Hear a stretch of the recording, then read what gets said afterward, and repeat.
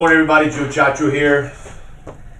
Today I want to go over something that we've talked about before, and had an agent call me and told me, Joe, I wrote a policy and the person just canceled shortly after I left. So let's kind of talk about there's different steps we got to go through in sales in general. You got to kind of have either the door knock, the phone call, how to get into a house, what to say, where to sit, how to make the proper transitions going from one subject to another, knowing and understanding the application process, the underwriting, the RX. From there, showing them the different programs you got to offer, telling them which ones they qualify for, doing the application, either an e-app or a phone app. From there, the close. What a great job that was done today. You picked out a very good program. I'm only a phone call away. Then you do maybe some little hugging and kissing. And then before you leave, go over with them like a little leave behind package. Leave behind package I like to put into a red folder to where it kind of stands out to get their attention. The agent asked me, said, Joe, what is the most important part about what we do? Is it the close? Is it, getting to the door? Well, to be simplistic, let's sit and say everything that we do is broken down into a percentage. And we have, for example, 10 different items you need to start to do better and better. You need to grade yourself. So if there's 10 topics you got to get over, either the phone call, the door knock, the warm up, the transition, the close, the cool down, all that stuff there, let's say it's a minor amount of 10% for each one. So there's 10 topics divided by 100 equals each topic is worth 10%. So there's really not one area that I feel is more important, maybe about 1%, 2%, because it's the constant flow, doing what you're doing to capture their attention, keeping their attention, doing the transition to where you don't lose them in left field and you want to bring them with you.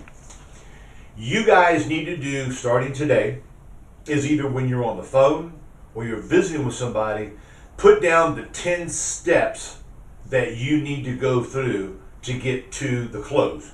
And the last one is going to be the lead behind. And you're going to grade yourself on each one. The most you can get in each category is 10. Okay? I'll have Jay send an email out to everybody letting you know the 10 categories that I use. And you're going to grade yourself in each category. So let's sit and say real quickly, you're not too happy with the way you knock at the door, you don't feel too comfortable, you're a little nervous still. What are you going to give yourself a score? Let's say you give yourself a 3. Yet when you get in the house, you know the products very well. You know them inside out.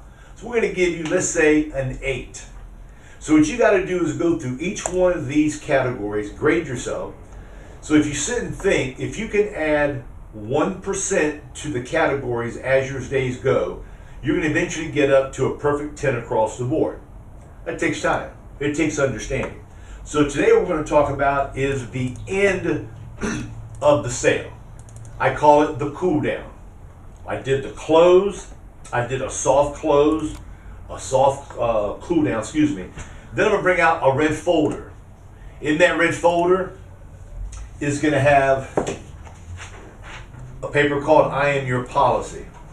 And what it is, it's a piece of paper telling the person what your policy is going to do.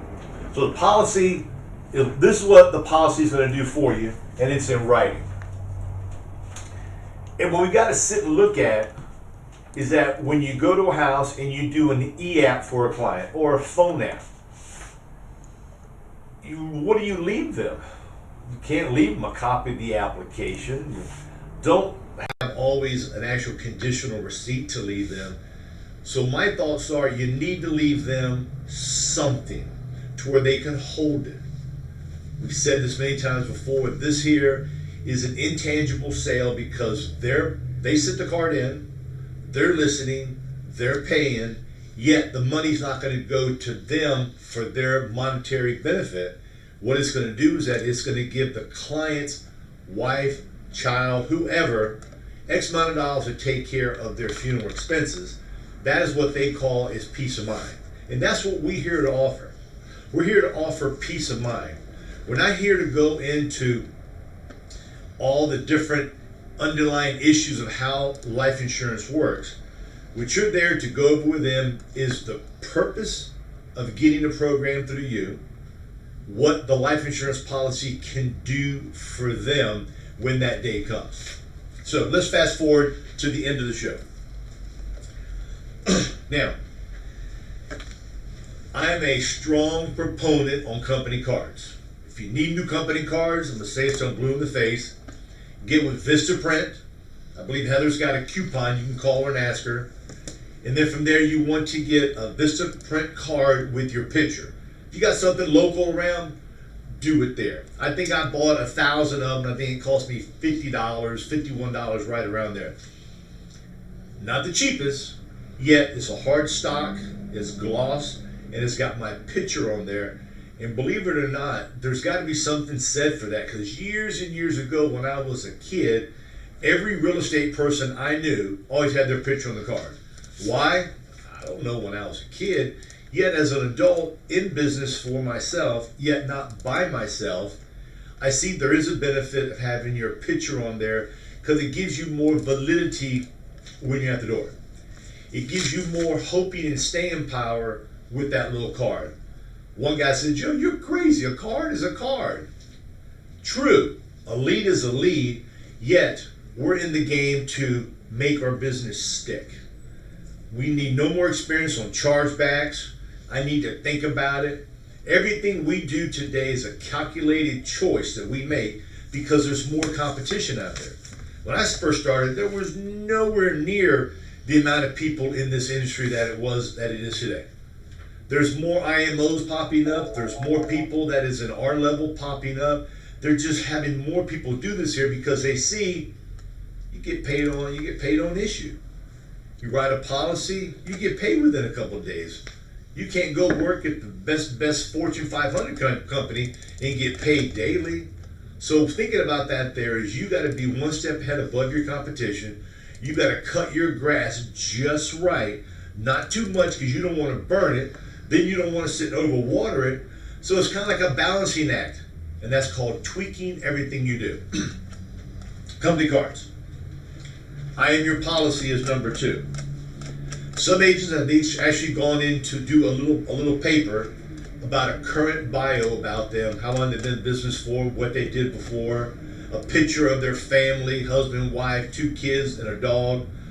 Whatever thing that makes you feel comfortable because you want these people to relate to you.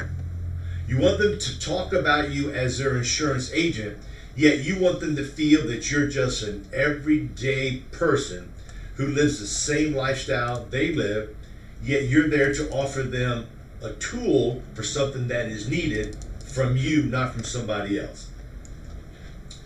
Now, something you're going to use is every carrier has some type of leave behind. All carriers got different styles. Some got paper, some got folders, some were impressive, and some, to be honest, were a little bit weak. Yet, when you go to a house and you leave them some type of leave behind, the nice part about it is you're going to put your company card, staple it on there. On one of the papers you leave them, you're going to put down the face amount, because you already got the company. So figure if you use Royal Neighbors. You got Royal Neighbors' name on top. You have the client's name. You can put down Miss Jones. Face amount, benefit amount, policy amount, $10,000, $12,000. The draft date, 3rd of the month. And the premiums, $49.57. Okay? Yet when you're going over it with them, you want to tell them, make sure you keep $50 in your account. You give that information to them, so now they've got something they can look at. Okay, I got a policy from Joe. There's his picture. Got my name on it, so it makes them feel that you know who they are. Sounds silly, yet not. You got the face amount they've got. You got the premium amount that they chose, and the draft date that the money will be leaving their account going to yours. Our job is to make this as simple as possible for these people, because the simpler we make it, the more sales you're going to make. Agent came in the office on Friday, and we're talking, And I said, you know something? What happens to a lot of us is that you want to sell the insurance, okay? You not want to sell what it's for. You want to sell the insurance, and you end up over-educating the client by giving them too much information that is really not necessary. I've actually messed sales up. I want to tell them how the cash value works. 7.4%. You borrow it, then they charge you 2 points. You make them 5. All these thoughts go through your mind, and what you end up doing, you get their minds all full of cobwebs. And when that happens, they cannot think properly. So they, in their mind, cannot pull out that file. Do I buy or don't buy? You overwhelm them with too much knowledge. So now the file won't open. You walk out with no sale. Enough is enough, and it takes practice on what to say. What about if you put in that little red folder a referral sheet? By the way, anybody that you would like for me to help. Matter of fact, if you want, you can fill it out right now. I've got no problem. Where do you keep your phone numbers at? Are they on your phone? Or are they on like a little piece of cardboard? Do you have an address book? Where do you keep it at? You don't ask them like that there, but you're kind of helping them find out where they have it at and tell them to write down some names for you.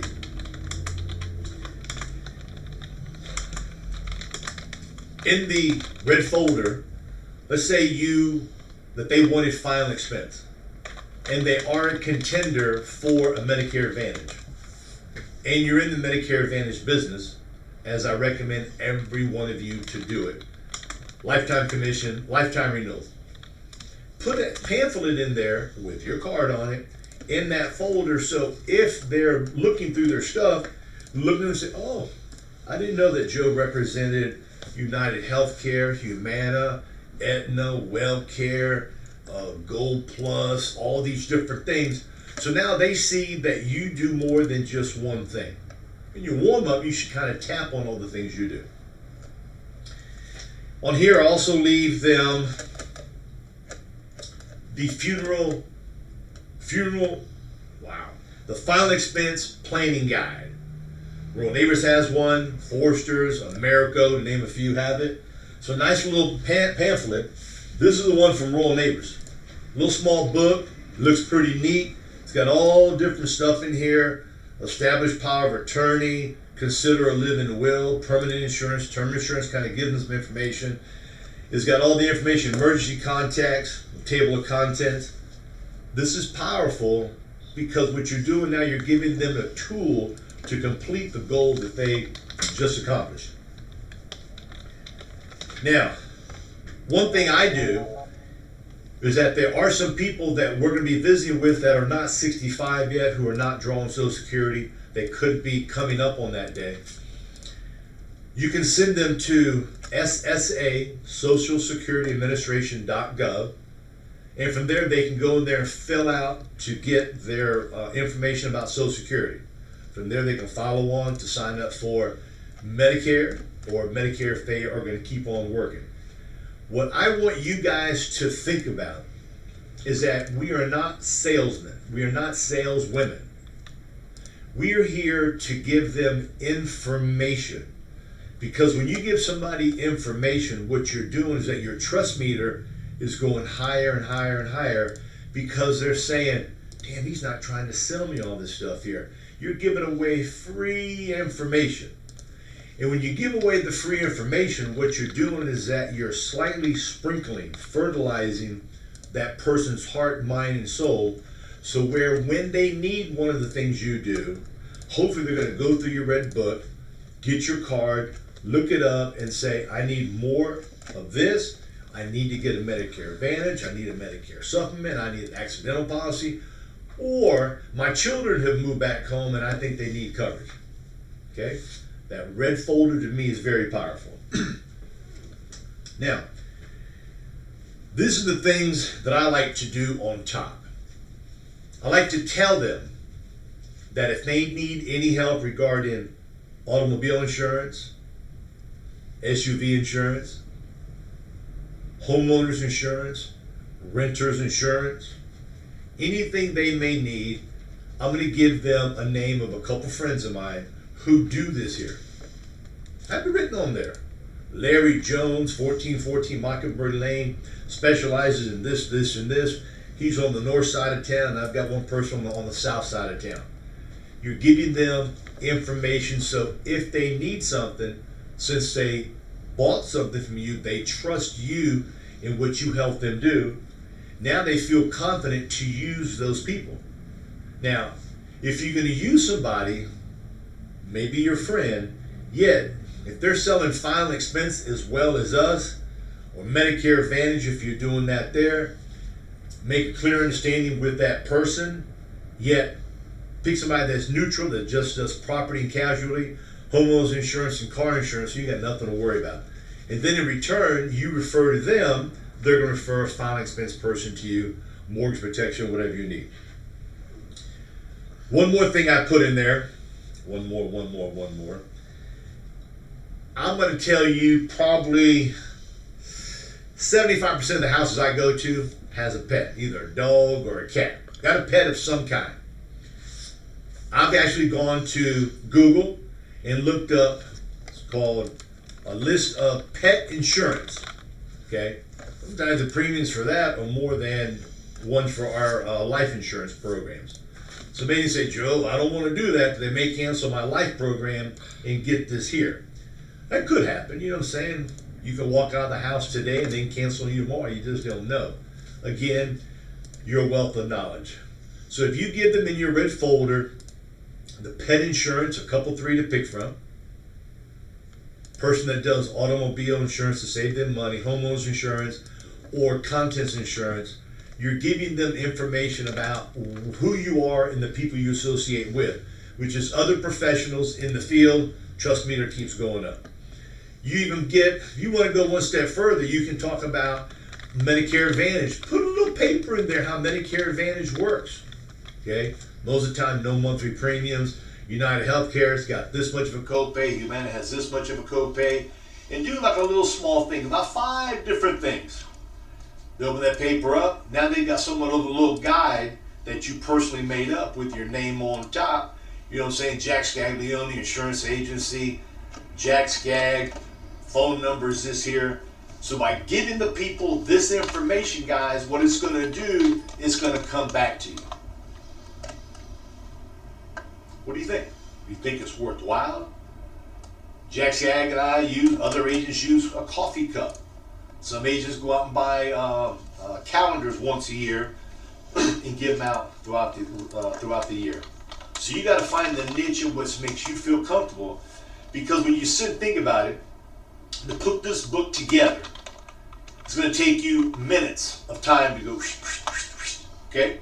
Look yourself up on the internet. Once it's looked up, all you got to do is make copies.